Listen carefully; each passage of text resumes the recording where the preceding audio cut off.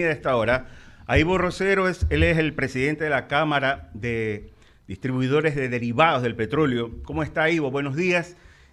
Vamos con esta inquietud. Se incrementa el precio del IVA, pero hay que aclarar, y quién mejor que usted. Se dice que no se traslada este costo al usuario, sino que nace, o en todo caso, quien lo asume son las terminales de distribución. Y esto sería importante que nos lo diga, porque sí he visto que hay una confusión cuando dicen, no es al consumidor al que se le sube este incremento, sino que lo pagan las terminales, o lo asumen en todo caso las terminales de distribución. Comencemos con esta primera inquietud, Ivo. ¿Qué tal? Buenos días. Buenos días, Enrique. Un saludo a su distinguida audiencia por este medio. Gracias. Bueno, definitivamente no es como se ha estado interpretando. Ya. El IVA lo paga el consumidor como en cualquier otro producto que grava IVA. Ujú. Sí es importante aclarar que tal vez por ahí viene la confusión, que el gobierno tenía dos escenarios. Ya. El primer escenario era aplicar la misma metodología que se aplicó en el 2016, cuando el IVA subió del 12 al 14%. En esa ocasión, el PVP se mantuvo igual para el público, pero a su vez se disminuyó el precio en terminal, es decir, en los beaterios, ¿no? Esto ocasionó que se incremente, obviamente, el subsidio. Entonces, el efecto neto de esta operación era cero, no servía para nada. El segundo escenario es el que tomó ahora el presidente Noboa, Ya. que es aplicar el incremento de 3 puntos a todos los productos, incluyendo a los combustibles. Entonces, esto sí ayuda a la caja fiscal. Recordemos que el gobierno tiene serios problemas, perdón, a fin de mes para pagar sueldos, y lo que necesita es mejorar la caja fiscal que encontró quebrada. Ya. Entonces, por eso, el precio de la gasolina, el precio final, tiene un incremento en el caso de la gasolina de 6.5 centavos, pasa de 2.40 a Ujú. 2.45, y el diésel pasa de $1.75 a 1.797, es decir, 4.97 centavos, ¿no? Ya. Para nosotros esto no es una ayuda, al contrario, a nosotros nos perjudica, no porque asumamos ese IVA, estemos claros, ¿no? Ya. Ese IVA lo absorbe el consumidor como cualquier otro producto, pero a nosotros nos representa una mayor necesidad de flujo de caja, ¿no? ¿Y de dónde sale ese financiamiento? Ujú. Anteriormente, antes de que suban los combustibles, nosotros pagábamos $10,000 por un tanquero, 3 veces, 4 veces a la semana. Hoy pagamos hasta 25,000. Y para eso hemos tenido que financiarnos con los bancos, endeudarnos, y los que ya no pueden con los bancos, pues han tenido que financiarse con las propias comercializadoras. Hay una deuda muy alta de los distribuidores con las comercializadoras, ¿no? A ver, Eh, sí, entiendo, Ivo, que ustedes se reunieron porque lo venían solicitando de forma reiterada y aquí en los espacios de I-99, pues siempre tiene la acogida. Se reunieron con el viceministro de Energía para delinear precisamente esto. ¿Fue así? O sea, ¿sí hubo un consenso previo para luego anunciar este incremento en los combustibles? en absoluto. Sí hubo una reunión con el viceministro de Energía, que fue la única reunión que hemos tenido en este gobierno, pese que habíamos puesto docenas de cartas desde que el presidente se sentó en el sillón presidencial, el presidente Noboa, cartas al presidente, cartas al ministro de Finanzas, a la ministra de Energía y a la directora de las ARC, Ujú. ¿no? Pero no habíamos tenido respuesta. No es Hace importante que lo, aproximadamente Ivo, es importante que lo aclare, porque al menos en las noticias en general hablan de un acuerdo o de una reunión que sostuvieron viceministerio de Energía o viceministro de Energía, me expreso mejor, junto a los representantes distribuidores y principalmente con usted. Sí, justamente esto se estaba tratando de explicar. Entonces, la única reunión que hemos tenido fue hace aproximadamente 3 semanas o un mes. Nos atiende el viceministro de Energía, tuvo la amabilidad de recibirnos. Es la única reunión que hemos tenido con este gobierno. y nos dice oficialmente, ¿no?, que ya no se utilizaría un software de focalización, que es lo que nosotros veníamos reclamando y advirtiendo, que como estaba concebida la focalización iba a fracasar por distintas razones técnicas que las hemos discutido aquí, el tema del software de facturación automática, que solo tiene la mitad de estaciones, la falta de un internet de alta velocidad en todo el país, que no lo hay, para que se validen las transacciones focalizadas, el tema financiero de que nos iban a vender combustible caro, es decir, sin subsidio para nosotros venderlo barato o con subsidio, y tarde, mal o nunca nos devolverían el diferencial. En cuestión de 3-4 días habría quiebras masivas de las estaciones de servicio. Y por último, el tema más importante, que la implementación de esto tomaría 1 o 2 años en las estaciones que sí se pueden, y lo que se quiere es justamente arreglar el problema de la caja fiscal. Entonces, ahí nosotros teníamos nuestra propuesta de aplicación inmediata y a cero costo para el Estado, que la hemos conversado aquí también, que se trataba de las tarjetas de débito, ¿no?, emitidas por el Banco del Pacífico, por ejemplo, en el que se acredite mensualmente el valor acordado con las organizaciones sociales a los focalizados, por ejemplo, $30. Si tiene saldo se le atiende, y si no, tiene que esperar al próximo mes o pagar el valor normal. Entonces, saludamos esa decisión. Eso fue lo que se nos dijo en esta reunión con el viceministro. En ningún momento se topó el tema del IVA, ¿no? Simplemente fue este anuncio que nosotros saludamos, ¿sí? No hubo ninguna otra declaración por parte del gobierno, más bien hubieron algunas confusiones en su momento por unas declaraciones erradas que hizo algún distribuidor, y generó una terrible polémica con el gobierno porque incluso salieron a desmentir esas declaraciones, pero eso ya quedó aclarado con distintas declaraciones de prensa que nosotros hicimos. Entonces, no teníamos claro nosotros hasta el día sábado que se publicó el nuevo decreto presidencial, no teníamos idea de cuál de los dos caminos iba a tomar el gobierno, como le mencionaba, el primero y segundo escenario al inicio. Tomó el segundo escenario, que consideramos que es el más correcto, ¿no? Pero a nosotros, cada vez que sube el precio del combustible, dejando claro que hoy no es que ha subido, ¿no?, la base sigue igual, está congelada, lo que ha subido es el IVA, pero para nosotros representa una mayor necesidad de recursos, un mayor flujo de caja que no lo tenemos, ¿no? Son 22 años, ¿no?, con este precio para ustedes, digo.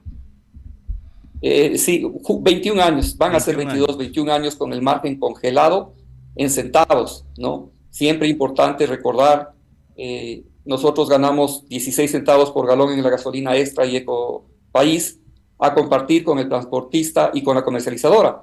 Y en países hermanos como Colombia, ese mismo margen convertido de pesos a dólares es de 33 a 35 centavos, más del doble. En el Perú es 28 centavos. Y en un agravante importante, nosotros pagamos $466 de sueldo básico para un islero, cuando en Colombia es $240 equivalentes en pesos, y en el Perú algo similar. En resumen, la mitad de ingresos y el doble de gastos, por el absurdo, la absurda decisión, ¿no?, de congelarnos hace 21 años el margen, y estamos así a vista y paciencia de las autoridades, ¿no?, y ya 21 años, y cada vez vamos rebajando nuestra situación económica, vamos deteriorando nuestra situación económica, sin que se nos atienda. El año pasado, también es importante recordar que ya tuvimos que hacer 5 plantones con el gobierno anterior para que nos atiendan los ministros, porque no nos atendían, nos daban largas los mandos medios, y ya determinan con un funcionario del Banco Mundial, con personeros del Ministerio de Energía y de Finanzas en marzo del 2023, ¿no?, utilizando una metodología que se llama WACC, costo promedio ponderado de capital, que el ajuste necesario para que nosotros sobrevivamos, no que volvamos a la situación del 2003, estaba en el orden de 6 centavos por galón. Se nos ofreció que eso ya caminaba con la focalización en el marzo del año anterior, nunca ocurrió, seguimos igual, y nosotros esperamos, pues, que en lo que resta de este gobierno, el presidente Noboa, pues, haga justicia, ¿no?, se tome en cuenta nuestra situación. Entendemos que hoy hay 2 eventos políticos que lo impiden. El primero se dio el día de ayer, que es la percepción que va a tener la ciudadanía con respecto al incremento del IVA, ¿no? Obviamente es un tema económico, pero con un componente político. Claro. Y por otro lado, pues estamos a puerta de una consulta popular. Entonces, nosotros esperamos que se escuchen nuestras propuestas en lo que resta del gobierno. Ya hemos presentado propuestas que incluso le generarían al Estado un ingreso de $100 millones. Hemos hablado aquí el ejemplo que poníamos de esta gasolina Super Candepe, como le llamamos nosotros, una gasolina de 90 octanos a menos de $3. Gana el consumidor. ¿Quién no va a querer una gasolina super de 90 octanos a menos de $3? Gana el Estado, puede hacer hasta $100 millones, y de ahí salen los recursos para nosotros, para el ajuste a nuestro margen, ¿no? Es una propuesta muy interesante. Esperamos que esta es una de las varias propuestas, se nos atienda y puedan solucionar la situación grave, sobre todo de los distribuidores que están lejos de los centros de distribución. Correcto. No, porque los que están en las grandes ciudades no tienen ese problema, porque pagan 1 centavo o menos de transporte, pero el que está en Napo, el que está en Tulcán, en Ibarra, Manabí, terminan pagando $150,000 al año de transporte, asumiendo ellos, ¿no? Convirtiéndose en un subsidio que hace el distribuidor en beneficio del consumidor, por la absurda decisión también de que se venda el combustible al mismo precio en todo el país, como que no existiera costo de transporte. Sí, efectivamente, Ivo, y eso lo ha dicho usted en este espacio. Continúe el abogado Ramiro Cepeda. Ivo, ¿cómo está? Buenos días. Ramiro Cepeda le saluda. ¿Cómo está, Ramiro? Un gusto. Ivo, dígame, una gasolinera promedio, ¿cuánto vende al mes? Una gasolinera promedio. Yo sé que también geográficamente depende de la distancia para los costos, pero quiero hacer una aritmética básica. ¿Cuánto vende una gasolinera promedio al mes? Claro, hay que diferenciar las gasolineras que están en las grandes ciudades de las que están en carretera, ¿no? Ya. Una gasolinera en ciudad puede estar vendiendo en promedio unos 200,000 galones y sí hacen utilidad, pero una gasolinera que está en carretera, ¿no? Puede estar vendiendo un promedio por de... favor, en dólares, porque para mi ejercicio necesito el valor en dólares. A ver, primero le voy a explicar en galones, que es más fácil entender. Ya. 120,000 galones al mes es lo que puede estar vendiendo en la carretera, o en una ciudad pequeña 140,000.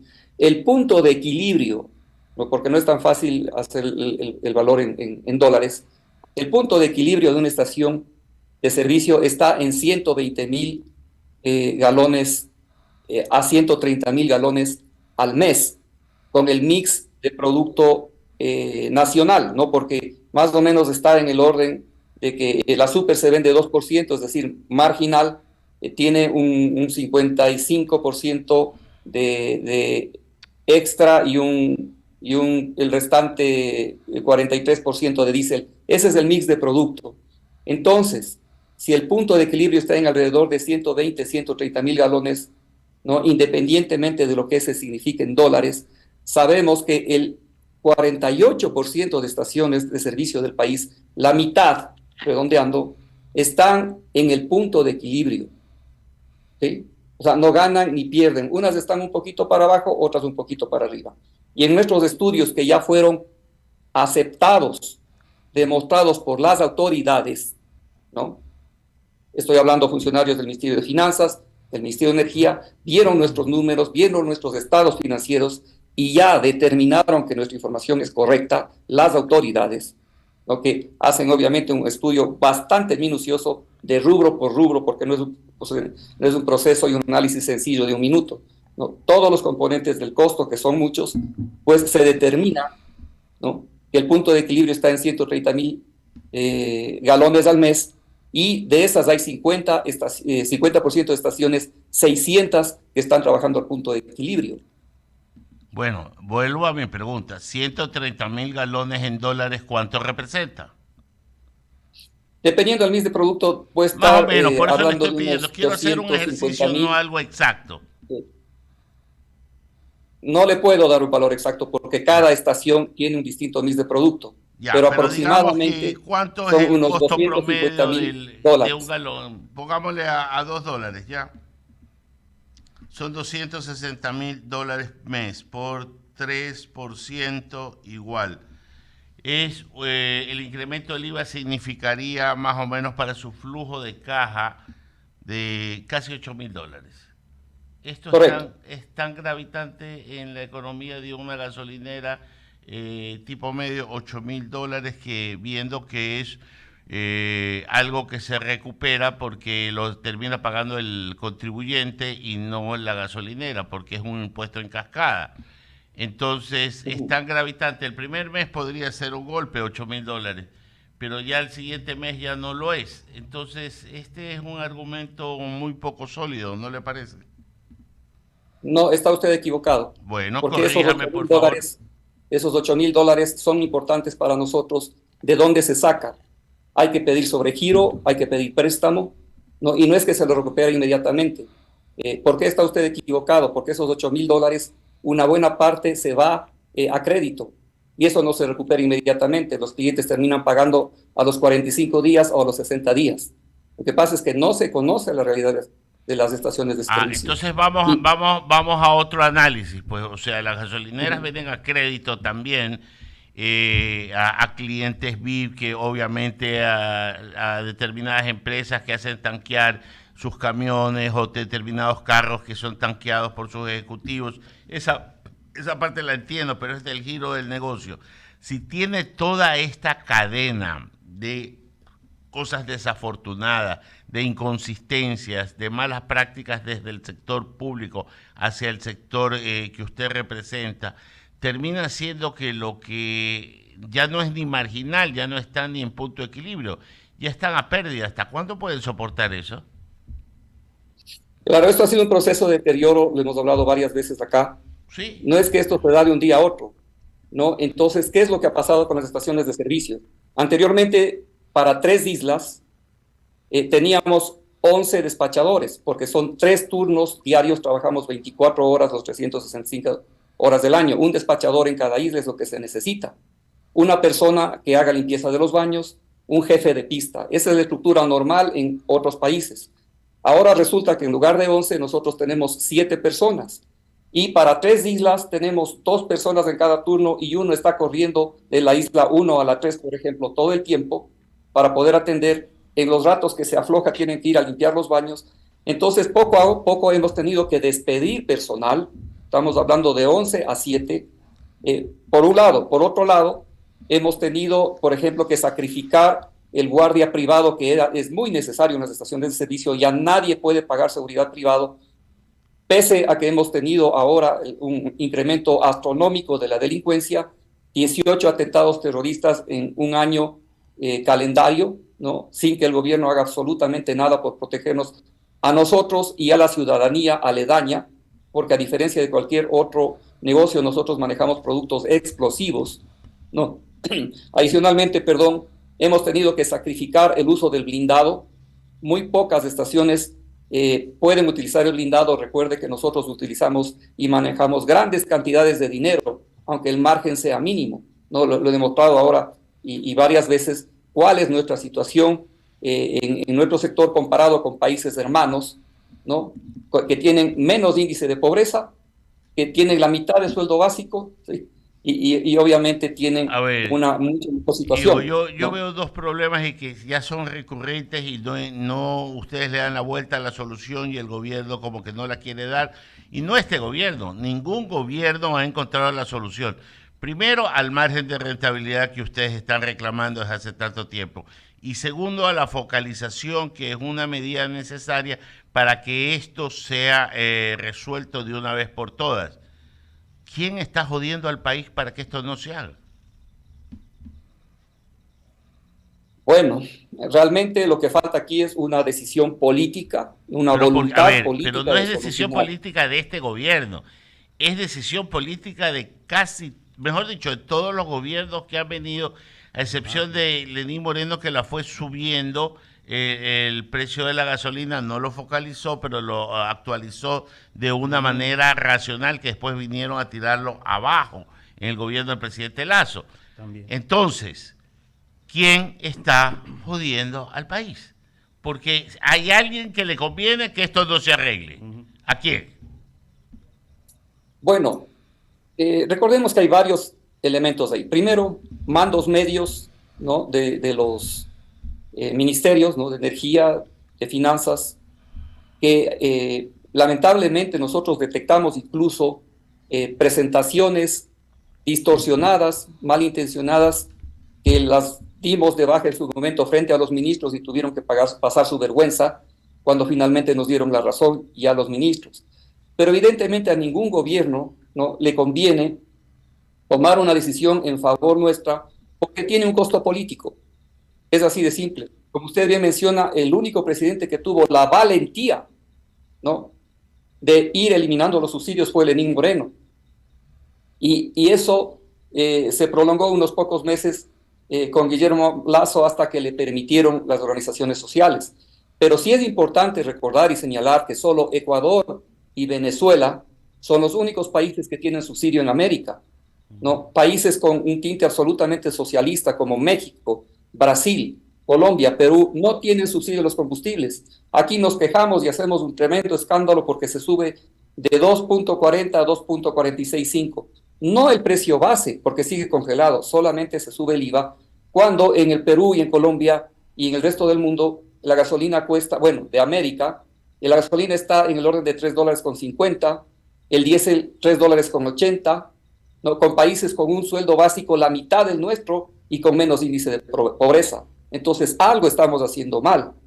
Lo que falta aquí es, obviamente, una decisión política, pero nosotros hemos dado alternativas de solución, ¿no? Que estamos diciendo que se debe aplicar el gradualismo, se debe hacer la eliminación de subsidios, que incluso el presidente Noboa ya anunció en febrero que se daría una eliminación progresiva. Justamente cuando nosotros en enero habíamos mencionado eso, hicimos declaraciones en el sentido de que era el momento preciso para comenzar a eliminar el subsidio de las gasolinas, porque solamente el diferencial del precio sin subsidio con el precio con subsidio era de 25 centavos por galón. En cuestión de 3 meses, a razón de 10 centavos por mes, como ya se hizo anteriormente, se eliminaba el subsidio, ¿no? Pero habíamos también declarado que recomendábamos el gradualismo, que es lo que acabo de mencionar, pero con la utilización de bandas, ¿no? ¿Para qué las bandas? Las bandas tienen un techo máximo y un techo mínimo. En el caso de que hubiera un embate de una subida fuerte del WTI, por ejemplo, las bandas amortiguan ese golpe porque tienen un techo máximo y un techo mínimo. Obviamente, esto debe ir de la mano de la focalización, ¿no? Para evitar que sean afectados los sectores más vulnerables. Ese es nuestro planteamiento, ¿no? Y obviamente el presidente debe tener la sabiduría para tomar esa decisión en el momento oportuno. Hoy nosotros estamos claros que no es el momento por los 2 eventos políticos que hay. El primero, la percepción de la ciudadanía desde el día de ayer por el incremento de 3 puntos del IVA, y obviamente el segundo, que está por venir, la consulta popular. Ok, Ivo, agradecerle. Sigo sin entender yo algunas cosas dentro de este negocio de la gasolinera, porque entiendo que hay unas que son rentables, otras que están al margen, jugando al filo de la navaja de sus utilidades en el punto de equilibrio, como usted lo dice.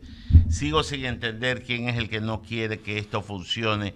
Sigo sin entender tantas cosas del negocio de los hidrocarburos que prefiero ya no entender, porque veo que atrás de eso no hay lo racional, sino exactamente todo lo contrario.